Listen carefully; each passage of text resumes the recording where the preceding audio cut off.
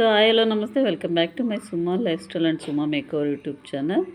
So ಇವತ್ತಿನ video ಬಂದುಬಿಟ್ಟು ತಮ್ಲನಲ್ಲೇ ನೋಡಿದ್ದೀರ ನೀವು, ಮೊಳಕೆ ಕಟ್ಟಿದ ಹುಳ್ಳಿಕಾಳು ಯಾವ ರೀತಿ ಮೊಳಕೆ ಕಟ್ಟುವ ವಿಧಾನವನ್ನು ನಾನು ನಿಮಗೆ ತಿಳಿಸ್ಕೊಡ್ತೀನಿ.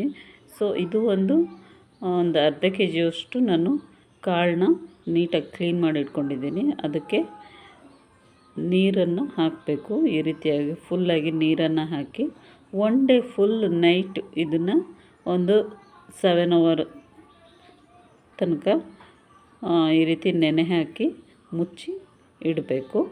ನೆನೆಸಿ ಇಟ್ಟಿದ ನಂತರ ಬೆಳಗ್ಗೆ ನಾವು ಈ ರೀತಿಯಾಗಿ ನೋಡಿ, ಮೊಳಕೆ ಕಟ್ಟುವಾಗಲೇ ನಾನಿನ್ನೂ ಆಗಲೇ ಒಂದೊಂದು ಕಾಳಲ್ಲಿ ಚಿಕ್ಕದಾಗಿ ಮೊಳಕೆ ಬಂದಿದೆ. ಸೊ ನೀವು ನೋಡ್ತಾ ಇರ್ಬೋದು, ಈ ರೀತಿಯಾಗಿ ಚಿಕ್ಕದಾಗಿ ಕೆಲವೊಂದು ಕಾಳುಗಳಲ್ಲಿ ಮೊಳಕೆ ಬಂದಿದೆ. ಸೊ ಇದು ಪೂರ್ತಿಯಾಗಿ ನೆಂದಿದೆ. ಸೊ ಇದನ್ನು ನಾವು ಈ ರೀತಿ ಒಂದು ಸೊಪ್ಪು ಸೋಸೋದಿರುತ್ತಲ್ಲ, ಅದರಲ್ಲಿ ಬಸಿಬೇಕು. ಬಸಿದು ಬೋರ್ಲಾಕಿ ಇಡಬೇಕು.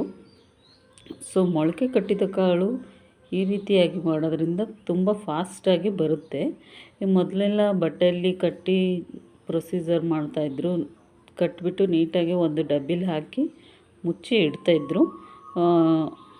ಸೊ ಆ ರೀತಿ ಮಾಡೋದ್ರಿಂದ ತುಂಬ ಡಿಲೇ ಆಗುತ್ತೆ. ಇದು ಒನ್ ಡೇಯಲ್ಲೇ ನಾವು ಮೊಳಕೆ ಯಾವ ರೀತಿ ಬರೋದು ಅಂಥೇಳಿ ನಿಮಗೆ ತಿಳಿಸ್ಕೊಡ್ತೀನಿ.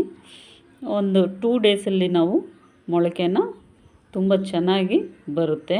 ನೀವು ನೋಡ್ತಾ ಇರ್ಬೋದು, ಈ ರೀತಿಯಾಗಿ ಬೋರ್ಲಾಕಿ ಕೆಳಗಡೆ ಬಂದು ಈ ರೀತಿಯಾಗಿಟ್ಟರೆ ಅದು ನೀರು ಬಸಿಯುತ್ತೆ.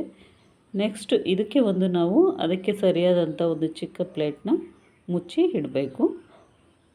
ಈ ರೀತಿಯಾಗಿ ಮುಚ್ಚೋದ್ರಿಂದ ಅದು ಸ್ವಲ್ಪ ಗಾಳಿ ಆಡದೆ ಬೇಗನೆ ಮೊಳಕೆ ಬರೋಕ್ಕೆ ಪ್ರೊಸೀಜರ್ ಆಗಲಿಕ್ಕೆ ಅದು ಈಸಿ ಆಗುತ್ತೆ.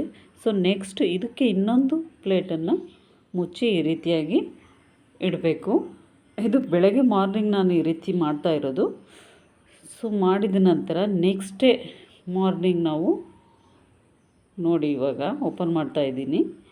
ಸೊ ಈ ರೀತಿಯಾಗಿ ನೋಡಿದಾಗ ನೀವು ನೋಡ್ಬೋದು ಎಷ್ಟು ಚೆನ್ನಾಗಿ ಉದ್ದವಾಗಿ ಮೊಳಕೆಯನ್ನು ನೀಟಾಗಿ ಮೊಳಕೆ ಕಟ್ಟಿದ ಕಾಳು ನಮಗೆ ಬೇಗನೆ ಸಾಂಬಾರು ಮಾಡ್ಬೋದು, ಇಲ್ಲ ಪಲ್ಯ ಮಾಡ್ಕೋಬೋದು.